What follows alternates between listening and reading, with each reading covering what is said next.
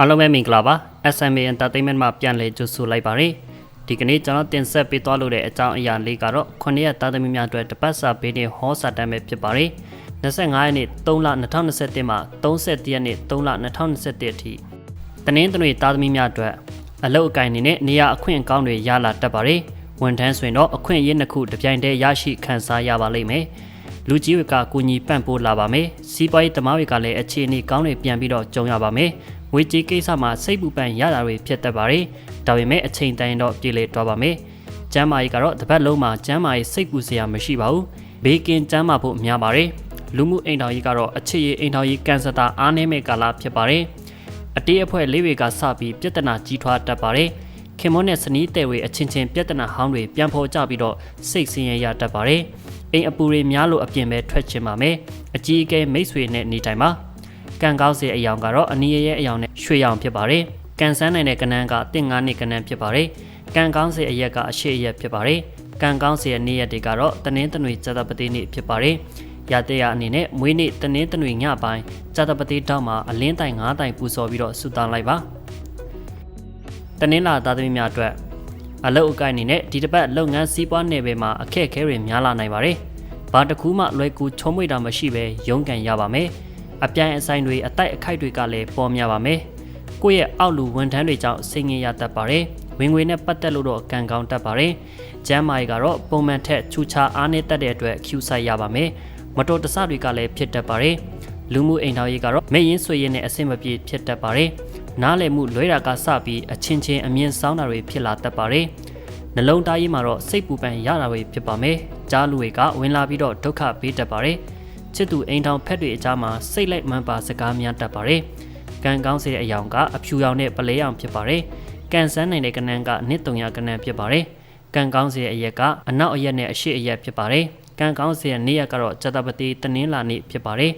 ရာတရားအနေနဲ့မွေးနေ့တနင်္လာမနေ့အင်္ဂဖျားမှာအတက်လွတ်ကြာစံကျော်ကတ်လူစုတောင်းလိုက်ပါအင်္ဂါသားသမီးများအတွက်အလုတ်အကိုင်နေနဲ့အလောတကြီးစဉ်းစားဆုံးဖြတ်ချက်တွေကြောင့်အလုတ်မှာရောကိုကြီးကိုတာကိစ္စတွေမှာပါထိခိုက်နှင်းနာရတတ်ပါတယ်။ဘယ်ကိစ္စကိုမှမဆိုအတိုက်အခံတွေရှိမကြာခဏကြုံရပါမယ်။ခိုက်ရန်တွေနဲ့ပြဿနာတွေလည်းဖြစ်တတ်တဲ့အတွက်စိတ်ထိန်ဖို့လိုပါမယ်။ငွေကြေးကန်ဆက်တာလည်းတိတ်မကောင်းပဲဖြစ်နေပါမယ်။ကျန်းမာရေးကတော့မတော်တဆမှုတွေတွေးထွက်တန်ယိုတွေဖြစ်တတ်တဲ့အတွက်တတိထားရပါမယ်။လူမှုအိမ်သားရေးကတော့လူငယ်တွေနှလုံးသားရေးမှာကံကောင်းတတ်ပါတယ်။ရွယ်သူနဲ့အဆင်ပြေလာရပါမယ်ချစ်သူစုံတွဲမှာလည်းဒီအပတ်မှာငကိုသူရီမန်းချက်တွေအကောင့်ထဲဖော်နိုင်ပါမယ်စိတ်တူလွယ်ဒေါရထွက်လွယ်တာကိုတော့တတိပြုရပါမယ်မိတ်ဆွေအပေါင်းအသင်းတွေကြောင့်အနောက်အရှက်ရှိပါမယ်ကံကောင်းစေတဲ့အယောင်ကလီမော်ရင်းရောင်နဲ့ခရမ်းဖြော့ဖြစ်ပါတယ်ကံစမ်းနေတဲ့ကနန်းကတစ်ခွန်ကနန်းဖြစ်ပါတယ်ကံကောင်းစေအရက်ကအနောက်တောင်အရက်ဖြစ်ပါတယ်ကံကောင်းစေတဲ့နေ့ရက်ကတနင်္လာနေ့ဖြစ်ပါတယ်ရတရားအနေနဲ့တပတ်အတွင်းအစင်ပြေရရက်မှာကိုလက်အင်ကမတန်ဆွမ်းတဲ့သူကိုစားစရာလူဒန်းပေးလိုက်ပါဗုဒ္ဓသားသမီးများအတွက်အလုတ်အကိုင်အနေနဲ့အလုတ်တွေလဲပတ်မှုပုံမှန်ရှိပေမဲ့အာနာပိုင်အကြီးအကဲတွေနဲ့ပတ်သက်လို့တတိပြုဆောင်ရွက်ရပါမယ်ဘယ်လုပ်ငန်းကိုမဆိုစိတ်ပူပင်တောကမကင်းပဲလုပ်ကင်ရပါမယ်ငွေကြေးကိစ္စမှာလည်းခေါင်းခဲစရာတွေဖြစ်ပါမယ်အကုန်အကျတွေတိတ်များတတ်ပါတယ်ဘာလို့ရမှမတိပဲစဉ်းစားရခက်နေပါမယ်ကျမ်းမာရေးကတော့နေထိုင်မကောင်းချင်တယ်လို့ဖြစ်တတ်ပါတယ်အစာမဆေးမတွေတတိထားရပါမယ်လူမှုအိမ်တော်ရေးကတော့မိတ်ဆွေအပေါင်းအသင်းတွေရဲ့အကူအညီဆောက်ရှောက်မှုရရှိပါမယ်လူအများရဲ့ဝိုင်းဝန်းပံ့ပိုးမှုတွေရလာပါမယ်မေတ္တာရေးမှာစိတ်အလိုမကျစရာတွေဖြစ်တတ်ပေမဲ့လည်းချစ်သူအိမ်ထောင်ဖက်ရဲ့နားလေစာနာကူညီမှုတွေရလာပါမယ်လက်တွဲဖော်ရှာနေသူတွေဒီတစ်ပတ်မှာတော့ကံကောင်းအဆင်ပြေမှုတွေရလာတတ်ပါတယ်ကံကောင်းစီအယောင်ကအဝါဖြော့နဲ့အနီရောင်ဖြစ်ပါတယ်ကံစမ်းနေတဲ့ကနန်းကတစ်ငါးလေးကနန်းဖြစ်ပါတယ်ကံကောင်းစီအရက်ကအရှိမြောက်အရက်နဲ့အနောက်အရက်ဖြစ်ပါတယ်ကံကောင်းစရာနေ့ရက်ကတနင်္ဂနွေစနေနေ့ဖြစ်ပါတယ်။ရာတရားအနေနဲ့မွေးနေ့ဗုဒ္ဓဟူးမနက်ပိုင်းအင်္ဂဖျားမှာပေါင်မှုအုံတို့ဆန်း5ချက်ကတ်လူပေးလိုက်ပါ။ရာဟုသားသမီးများအတွက်အလုတ်အကင်နေနဲ့အဆုဆက်ရှယ်ယာတွေအကျိုးတူလုပ်ငန်းတွေပေါ်လာတတ်ပါတယ်။တဦးတယောက်ကောင်လှုပ်တာထက်အများနဲ့တွဲလှုပ်တာကပိုပြီးတော့အကျိုးပေးအောင်မြင်ပါတယ်။ဒါပေမဲ့အတွေးတွေလွန်ကဲပြီးတော့စဉ်းစားတာများလို့အခွင့်အရေးလွဲလျှော်တတ်ပါတယ်။ငွေကုန်ကြေးကြများပြီးငွေအတွက်စိတ်ငြိမ်ရပါမယ်။ကျမ်းမာရေးကတော့ယာယီဖျားနာတာနေထိုင်မကောင်းဖြစ်တာတွေဖြစ်ပါမယ်ထိခိုက်ဒဏ်ရာလည်းရတတ်ပါတယ်လူမှုအိမ်ထောင်ရေးကတော့ဆွေမျိုးသားချင်းမိသားစုအတိုင်းအဝိုင်းရဲ့အကူအညီတွေရလာပါမယ်ပတ်ဝန်းကျင်မိသားစုတွေနဲ့အဆင်ပြေပြေဖြစ်နေပါမယ်နှလုံးသားရေးမှာတော့ကြောက်ကဆလေးတွေဖြစ်တတ်ပါတယ်ဒီတစ်ပတ်မှာခီးအသွားလာတွေတတိပြုဆင်ရှင်ရပါမယ် ကိုရိုင်းကကနာမငိမ့်ပဲစိတ်များနေပါမယ်ကံကောင်းစေအယောင်ကအနီးဖြောရောင်ဖြစ်ပါတယ်ကံဆန်းနိုင်တဲ့ကနန်းကကိုးကနန်းဖြစ်ပါတယ်ကံကောင်းစေအရက်ကအနောက်ရက်ဖြစ်ပါတယ်ကံကောင်းစေနေ့ရက်ကစနေနေ့ဖြစ်ပါတယ်ရာတရအနေနဲ့ဗုဒ္ဓဟူးနေ့ညနေပိုင်းစီဒီတစုရဲ့ရာဟုတောက်ကစပြီးတော့ဂျိုးခွင်အားလုံးကိုတန့်ရှင်းရေးပြုလုပ်လိုက်ပါဇတပတိသားသမီးများအတွက်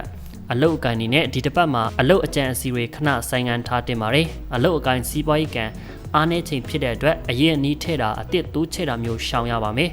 ရှိတာလေးနဲ့ထိန်းလို့ရပါမယ်လုပ်ငန်းလည်ပတ်မှုရပ်တွားတတ်ပါတယ်စီးပွားရေးတိတ်မဟန်ပေမဲ့ငွေကြေးပိုင်းမှာတော့ရှာဖွေလို့ရပါမယ်ကျမ်းမာရေးကတော့ဘေးဥပတ်မရှိနိုင်ပဲကျမ်းမာလမ်းဖြာမဲ့ကာလဖြစ်ပါတယ်စိတ်ကြည်လင်မှုရှိနေပါမယ်